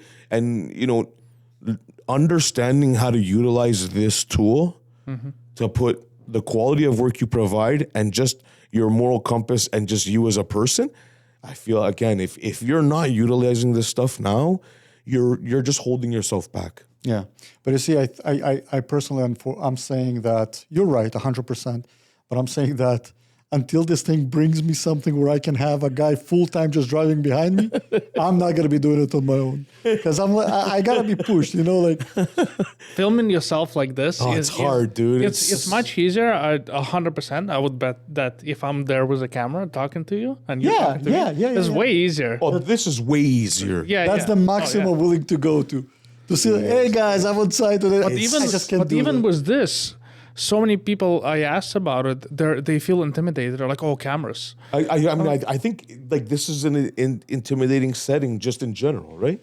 Just lights and cameras and I guess it just is, right? I guess. But again, like something like this, a platform like this, could take a small company Absolutely and correct. blow them up. Oh yeah. Because you have such an in-depth conversation, and only half of it had to do with business. Yeah. The rest is just you as a person. Yeah. And it literally can skyrocket a person's business platform on social media. Yeah. I find that people are kind of tired of faceless corporations. Of course. I am. I know I am. Most people, I think. You know what I mean? I really am. And even for me, like, I know like 30 amazing plumbers, but 28 of them, I've never seen the guy's face. Yeah, exactly. You know what I mean? So I know your work is good, but I don't know you as a person. You could be a douchebag. Exactly. By the way, speaking of faceless contractors, question for you about that. Where do you see, so media is everything right now. Yes. Where do you see it's going? And I have this issue, I'll explain that question, what it actually means. I have this issue that eventually, because there's so much going on, AI can create your face and say whatever you want. Scary, man. People gonna have my stop own opinion. trusting. People gonna stop trusting platforms, even like the one we're creating right now. Yeah. So I don't know if we're kind of at the end of it wasting our tons of money and I time. don't think so. But really, I think that eventually people are going to stop trusting it and they will want to see your face. Yes. Oh, I Come to I my think it's house. already Don't call happened. me anymore. That's right. Come to my house. I mean, I think that I think that's already starting. Not even just because of AI, but just because I think we're in an era now where a lot of people want to work with you because sometimes they want to work with you just because the person that you are and it has nothing to do with your skill set. Right? So That's interesting. you know, like I think bang for buck is if you resonate with somebody who also comes with a skill set, now that person's getting hired right away. So I feel like, and the person to person, like everything is just so media now, like even dating, Tinder. It's swiping. horrible. You know what I mean? So I wouldn't know. I'm too old. but hey, I'm too old for it too. I don't care about it. But Hey, like, you I are a have- single father. I What do know, you but I have young guys, and you know, when they were single, I see, like, okay, cool, and I get the gist of it. But everything is so impersonal nowadays that I feel like people are starving for personal. Yeah. We're longing for personal. Yeah. And I think that also coincides with business. Like I want to hire somebody that I've seen the twinkle in their eye when they talk about a certain thing. Absolutely. You want to hire somebody that resonates with you, just even morally. Not only that, you can. A lot of people don't understand, especially when you have a company. I have a company. Yeah. You interview a lot of people. I interview a lot of people. Basically, and tell me if I'm incorrect. 100%. That's fine. Basically, when I interview people, I don't really even need to speak about the job to understand whether there's somebody that can do it. Oh, yeah. You just see in their eyes whether they're capable of, Making it. making it or give me my instruction book. And then when I show up to work, I'll read through it and I'll do what I need to do A to Z. That's right. Oh, for me, like, I think you're absolutely right. So when I'm interviewing somebody to hire them, I don't even care about your skill set because odds are you're not going to keep up with my lead hand anyways. Yeah. I'm worried. I want to know like your character. Are you Able to learn. Are you able to learn? Are you able to work with people? Are you able to take direction? Are you able to speak to people respectfully? Remember, you're working at people's homes. To be a future lead, maybe Yes, on a right? truck with us or something. Are you willing to work on a Saturday? Are you willing to? Like? I don't have. It's not 9 to 5 here, dude. You're at the shop at 6 a.m. Yeah. And in the summer months, we're not leaving site sometimes till 8 p.m. Yeah. Are you there? Are you actually going to finish the job and be like 5 o'clock? My time is. Oh, yeah, I gotta go see my girlfriend. Yeah, Yeah, okay, yeah, wait. yeah. Now spend the rest of your days with your girlfriend. You know what I mean? Like, so a lot of the times I'm not even asking for skill set. A lot of this shit. I'm not even asking for it. I don't care what you've done. I don't care if you've never touched a shovel before. Are you willing to touch one now? Yeah. That's it. Your character and how you conduct yourself in the interview with me. I want to see if you look me in the eye when you speak to me. These things are, and that might be a very old school way of thinking, but I was taught you shake somebody's hand, you look them in their eye. Yeah. Like those things are still important to me. And also sometimes you look, again, I respect everybody. Unfortunately, if it's you, don't like us.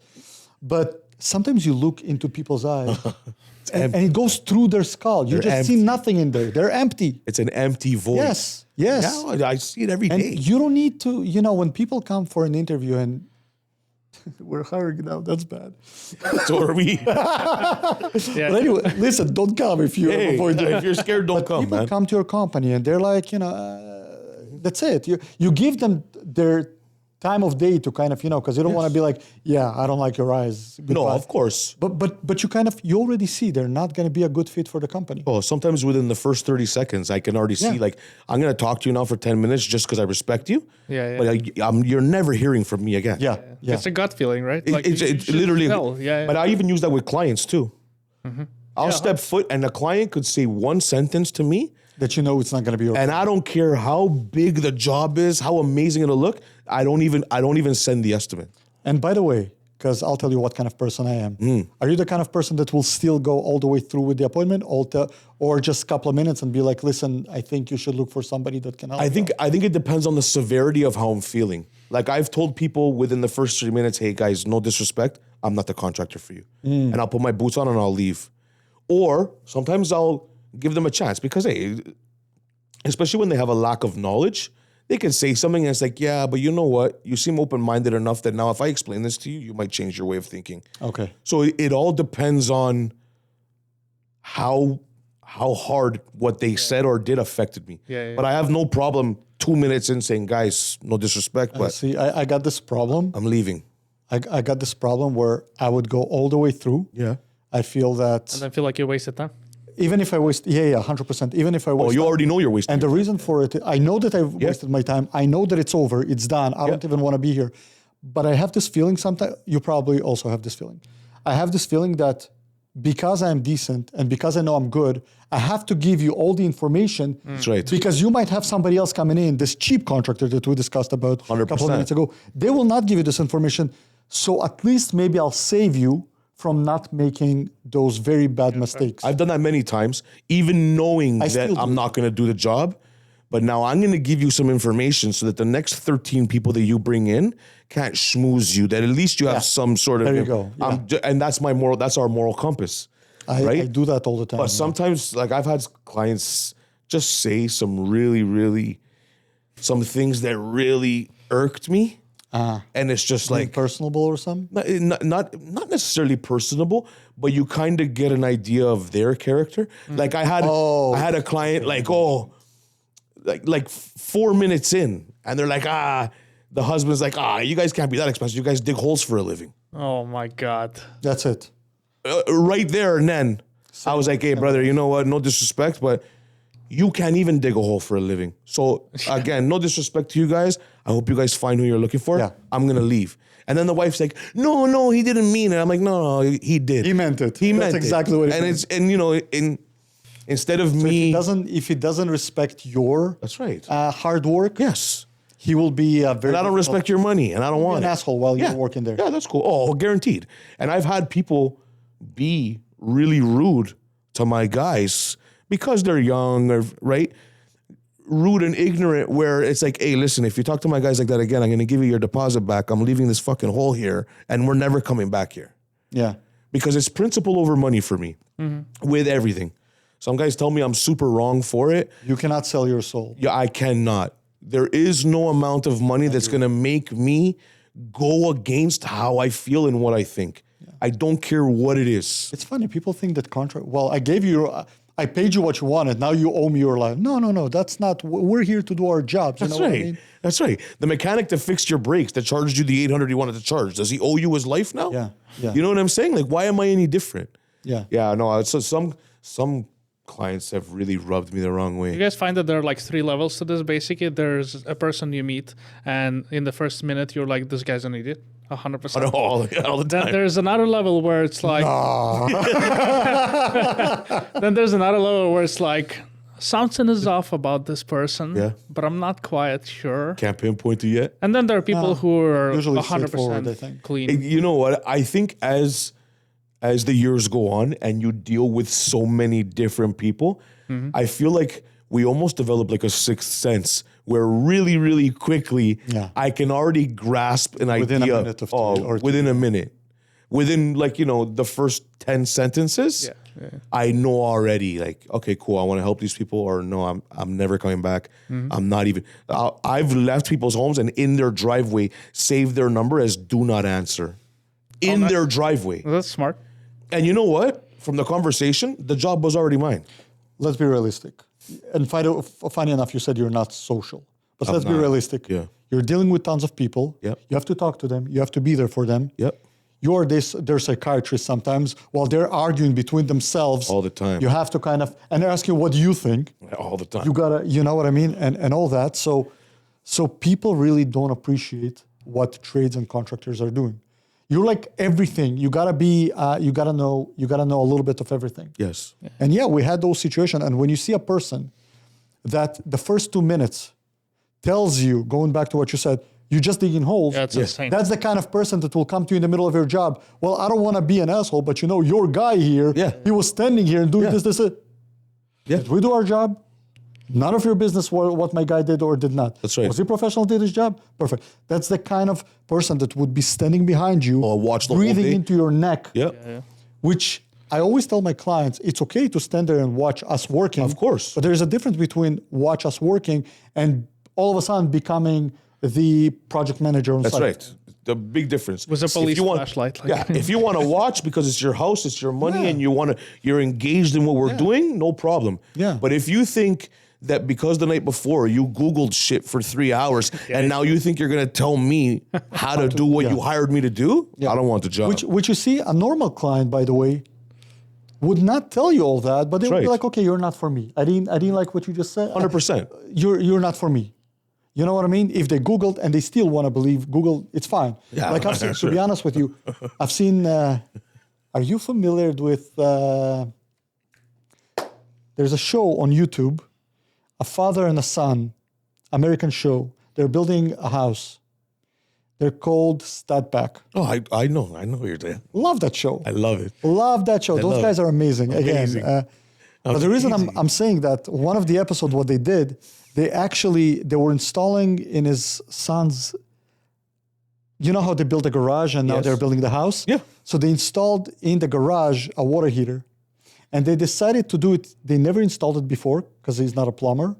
Okay. And they decided to do it based on, no, actually they did. Sorry, they did. But they decided to do it based on ChatGPT's Oh, yeah. Oh, wow. I haven't seen this one. steps. Oh, my.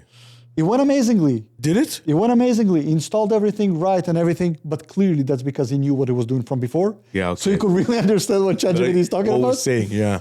But a lot of people, what I'm saying is, a lot of people would go to ChatGPT and do exactly the same to your job. Yes. To our job when it comes to, not construction, because it's all together, let's say pre-construction or a certain thing. Fine.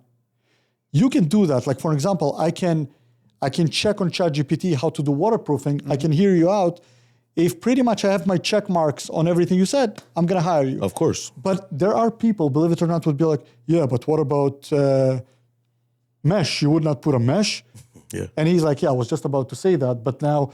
And Yeah, now this it's whole a weird situa- thing. Yeah, this whole... And now I understand that's the kind of person that will not let you finish something, That's right. but will come in the middle of your work Yeah. and hustle you about everything. And 100%. yeah. And I feel like us as contractors, I feel like we are very undervalued.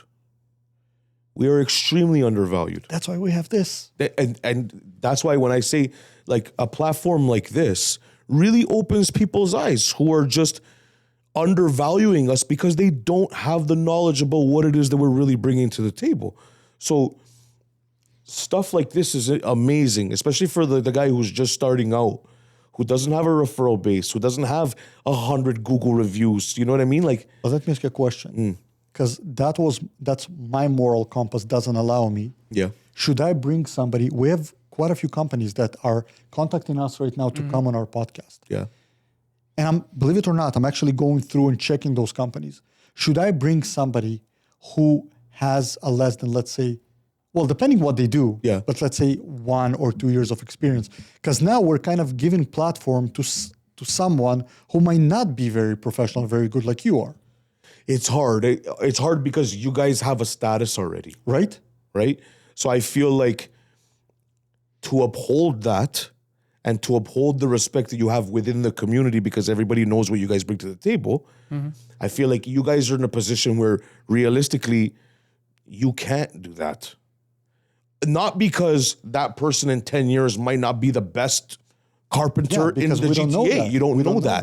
What if But- it's somebody that started a company and a year later, we let's say we promoted them or Yeah, gave their name. and they a rip year people later, off. people call us and like, Yeah. he just ran away with our money. Yeah, see that, and so I feel like it makes it extremely difficult for you guys because you guys also have a moral compass and want to help the guy who's just starting out. Yeah. But yet But you again, we don't also want it care to about the tarnish. community. You don't want it to tarnish your rapport.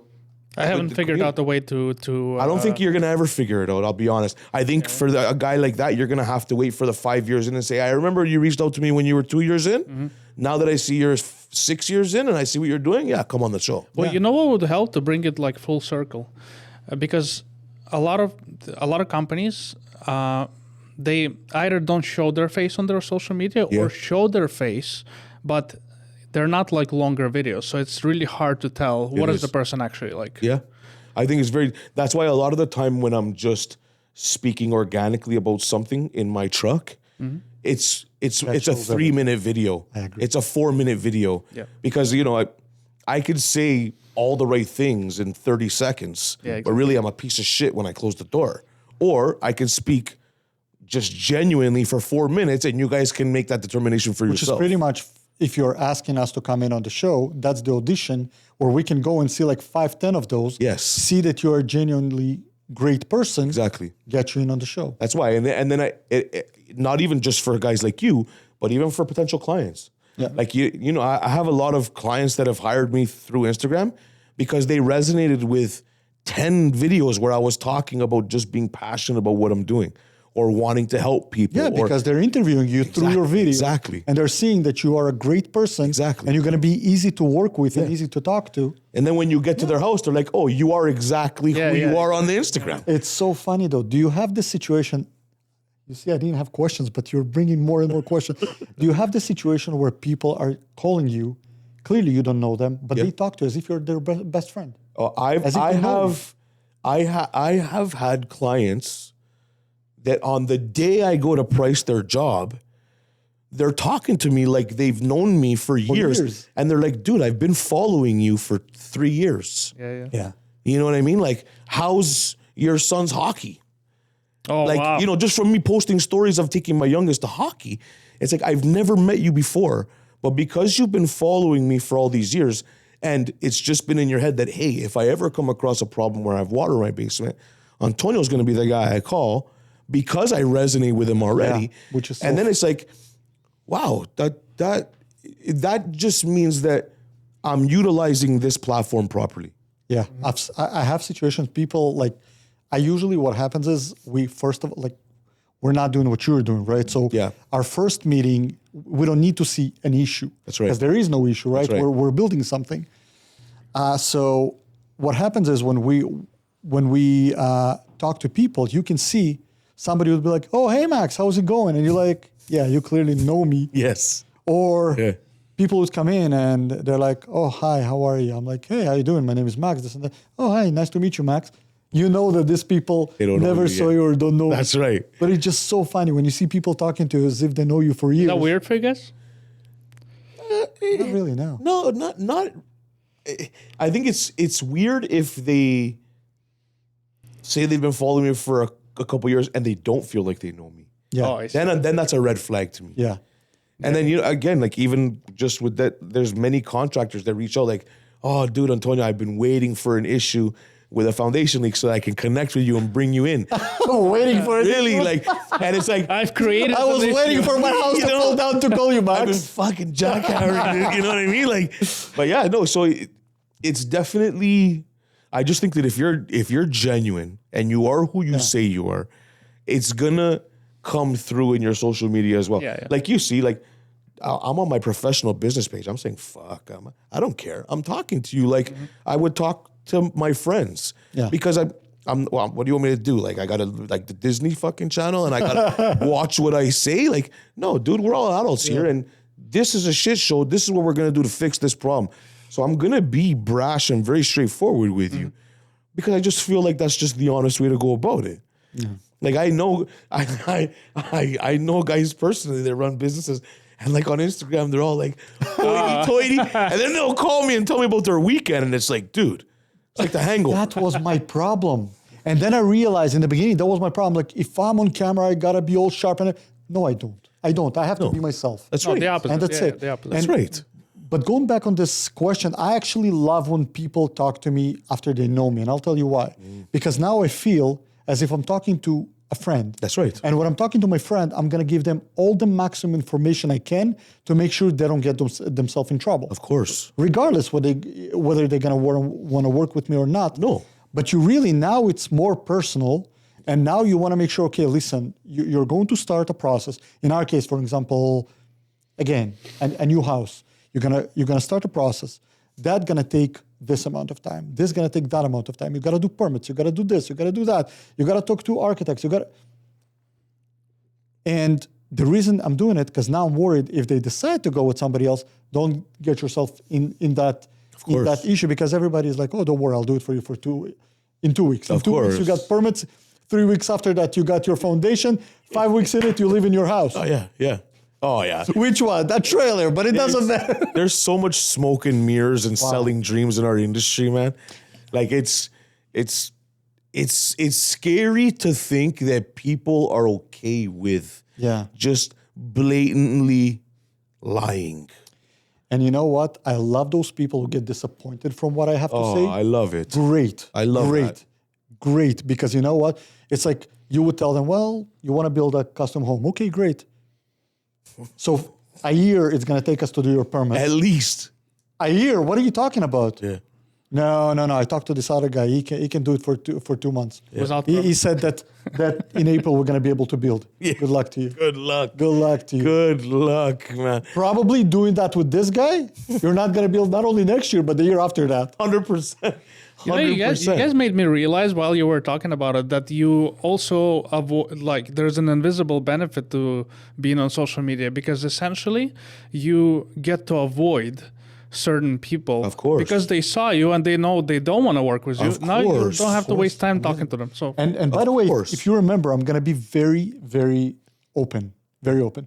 If you remember, originally we were discussing about the fact that how do we create that so that we don't lose clients? Yeah. Mm-hmm. I realize that you need to lose clients. Of course. You're going to have to. You have to be real. Yeah. And not everybody going to want to talk to you. No. Not everybody going to want, somebody will see you online and they will realize that, oh, this is Max. I was hoping that Max is somebody who's, cheaper and, this and that. That's fine.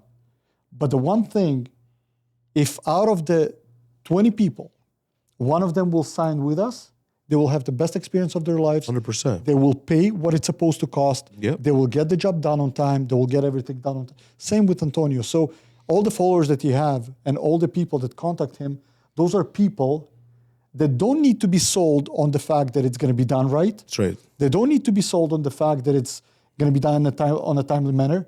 And they do understand that it might cost not the cheap, not going to be on the cheaper part. It's going to be somewhere in the middle, maybe sometimes a little bit higher. But I can trust my keys with you. That's right. Leave to work, by the way, to make money so that you can pay for it. Yes. And not stay home with this guy babysitting them for a week, losing money. That's right. But that's a different thing that nobody thinks about. 100%. What goes on, what's going on around the construction. I can leave the keys with you, let you do your job, go to work, and make sure at the end of the day that it's done right. Especially with my line of work, like, for instance, a crack repair that'll take my guys 3 hours. By the time the client gets home, it's all done. And it's all below grade. You don't even see it. Yeah. I mean, we send process pictures PDF with every warranty slip, so at least they have it. But, I have to conduct myself in a way that they understand and they trust me enough to know that if I leave for work at 8 o'clock in the morning and your guys are done at 12 and I don't get home till 5, even though it's done, I know that it was done right. It's very difficult. Let me give you, and I'll be real, a disgusting story that happened to me before, and this is why people should really choose their contractors. So through another sub of ours, there was a crew that hired to quickly finish a basement framing and drywall. I think I was telling you that story. I probably heard a lot of. So, but let me tell it the way it is. So I don't care. So we hired those guys. The clients leave for a vacation for 4 or 5 days. They're working in the basement. The door got locked. And the clients come back. And I come back after that as well. You see bottles of urinal on the floor. Oh, my God. And you're like, what the hell is going on? Of course, disgusting. Now I had to get a crew to clean all the floors and everything. And I'm like, what the hell is going on? Oh, sir, don't worry about it. I'm like, what do you mean don't worry about it? Get your stuff and get the hell out of here. Damn right. That's it. So I showed up a day before the client showed up from vacation because I felt that something is going on. Oh, thank God. And don't get me wrong, it wasn't like weeks. We're talking a span of 4 days. So I came in on Monday with them, showed them the jobs, everything, clients leaves, and I come back later. But forget about those ethics. That's not what I'm talking about. Yeah. Those are the ethics of the guy, the ethics of the kind of crew that you throw out of the house, Yeah. do you think the framing was done right? Maybe not. It wasn't. It wasn't. Odds are it wasn't. Framing, drywall, and everything looked, well, they didn't get to drywall. The framing was crooked. I came in before I saw that. That was the last straw kind of. The basement was bigger. I started teaching them how to use a laser on ceiling framing. Yeah. And then I saw that, and I'm like, you know what, guys? Get your stuff and get the hell out of here. Yeah. But you want the cheapest screw? There you go. There you go. This is the work ethics. Yeah. It's You know what? Go use a tree in the backyard. Yeah. Go to Tim Hortons. Yeah. Get yourself a freaking coffee. That's right. Something. Don't do that because they don't appreciate the client. They don't appreciate the fact that they're in somebody else's house. They don't appreciate anything. And you cannot leave the key with them. That's what I was trying to explain about leaving the key. You can't. And I mean, again, odds are if you conduct yourself in a certain way where you're okay with leaving bottles of urine in somebody's house, you obviously most likely don't care about the work that you're doing either. Because you don't care about their house. That's right. You just don't care in general. And what do you think? Did we take everything down and You must have. Yes, of course. Of course. course. Everything was redone. Of course. Because if you, when you're installing a ceiling and you cannot use a laser, No. that's But then are you paying that guy? No. I don't blame you, right? You see, that, and again, you can't. No, How can you? And funny enough, the subcontractor that brought them there almost lost another contract with us Because of them. because of them. Yeah. And you see, guilty by association. Yeah. Well, listen, your people, Yeah. I agree 100%. I feel like that, once you get to a certain level too, picking and choosing who you do work with and who you associate with. yeah, very important. It's very important. Especially when you have a platform. Yes. And we're now having a platform. That's right. It's very important because the last thing we want to associate that platform with people that don't do their work right. Right. I think the worst thing for us in our business is us being associated with people who don't do quality work. Yeah. That's gonna hinder you the most. Or guys that take off with deposits, guys that do shitty work, guys that don't stand behind their warranty. That kind of stuff will ruin our business very quickly. And speaking of deposit, that's also a problem that we're having. I don't know if you're having now. So you're coming to a client now, and that's I'm telling you because you're not very familiar with this process. Mm-hmm. Every respectful contractor would charge approximately, depending what you do, between 20 to 40% deposit because you need to buy materials, you need to pay people, you need to get equipment, and all that. Mm-hmm. The problem is because of contractors like that, people have issues trusting you to pay your deposit now. Of course. Now, you got two kind of companies. The company that would say, listen, I'm sorry, I understand the situation, but we're a respectful company, reputable company. You need to pay us a deposit to start the work. Definitely. But then you're going to lose a lot of good clients because of that situation. Or there are other companies, which, by the way, I don't know how they do that, but they would say, okay, don't worry, let us start without a deposit. Yeah, no. But then you do that. As soon as you do that, now problems start coming in because they're thinking, okay, they didn't charge the deposit. We can hustle them. We can be, of course, and that becomes the client thinks that. Yeah. Oh yeah. And that becomes also a problem because they don't feel that they owe you anything because they didn't really engage into this ritual of paying for the work. You remove their risk. Yeah, and now they're becoming sometimes not reasonable for the situation. So I think it's a problem. I run into it all the time, and I always tell them, like, listen, I understand that one bad apple can ruin a batch. Yeah. Right? I get that. And I'm also a consumer and a homeowner, and like I get many other things. I get you being apprehensive, but for the same idea of you having that I could potentially take your deposit and run is the same way my brain's working that I could start the work and do it and you not pay me.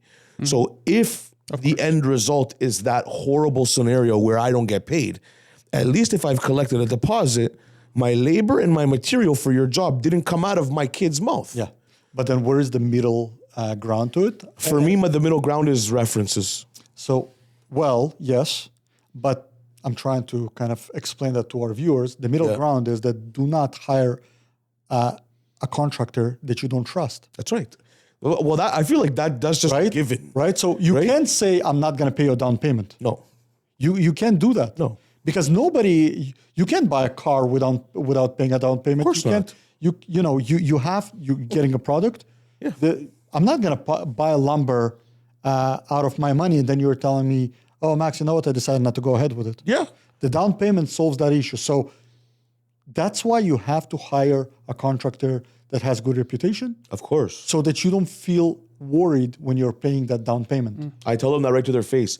If you are this adamant on not giving me a deposit, whether it has something to do with me personally or that's just your mindset, I'm not. If you don't trust me enough to give me the deposit, I shouldn't be the contractor that you hired to do the project. I definitely agree. But I won't start. I mean, I feel like the odd time where I'll start a job, especially on a bigger scale, without a deposit, will be for people that he gives me 20 jobs a year. You already know that's a different story. That's different. Have a history. Yeah, but a new job, even if it's $1,000 job, I'm taking 30% deposit. Yeah. Or I'm not calling in locates. I need that 300 just for principle. You know, it's funny. I've seen a lot of people that their mindset is very, well, you can understand that if you got, in trouble in the past. Yeah. But their mindset is very funny. It's like, well, if you're a good contractor, you shouldn't worry to start the job. You know what I mean? And hey, go argue with that. But my argument for that is, well, you've never operated and run a business with overhead. But then when you start explaining yourself, then you should be out of there right Well, you shouldn't explain yourself at all. Exactly. That's the thing. So that's what I'm saying. Go argue with that, because of course you can. Of course. Then, am I going to waste another half an hour now arguing with the client unnecessarily? Never. Is that, no. If they tell me twice in the same interaction that they're not willing to give me the deposit, I wash my hands. Yeah. Very nice to meet you guys. No problem. Yeah. But yeah, no, it's a lot of the times, like for a small job, I don't need the 300. Mm-hmm. I already have the material at the shop to do your whole job. It's principle. It's pretty much client's engagement. Of course. We gotta make sure that, you know what? We had situations where when I was just a trade, not of GC a trade, we had situations where a client would call me, oh, Max, can you do this and that for me? Yes, of course I can do this and that. How much is it going to cost? I'm like, listen, I'll come and see. No, Max, no time. We need to start. How much? Okay, whatever. $600. Fine, Max, just come in. $600, we'll do it. You get to their house, they're not home. Oh, man. You call them, they're like, oh, crap. Yeah, I thought it wasn't confirmed. We just discussed. I'm sorry. Oh, man. Yeah, you don't want those situations to happen. Therefore, a client has to engage so that you know that there are 100, like for their defense back then, there was no e-transfers or something like that. It's different. Make it simpler. You would come in, maybe, I'll give them the benefit of the doubt, that maybe they really didn't think that it's confirmed. But yeah, you got to make sure that this ritual of assigning you as a client happens. And the only way to do it is, in your case, you probably don't sign contracts for small jobs because it doesn't make any sense. No, they just, I requested an electronic signature and they approve the estimate. Yeah, so exactly. It's just an estimate sent and all that. So in your case, the way to engage you as a company is a deposit. Of course. You get paid a deposit, you come in, you do the work. 100%. Okay, good. So because people need to understand, oh my God. So, well, you're a good contractor. You should not worry about your job. You should do your job and you're going to get... And you're a good client and you should not worry about giving me a deposit. Exactly. You know what I mean? I feel like trying to explain to people that don't do what we do, how much time is wasted, how easy people just waste our time driving out to go do the first initial walkthrough, taking the time to go over a detailed and line by line breakdown of what you're going to do, sending it out, following up, doing the quotes, which takes hours. In your case, in my case, it can take up to a week.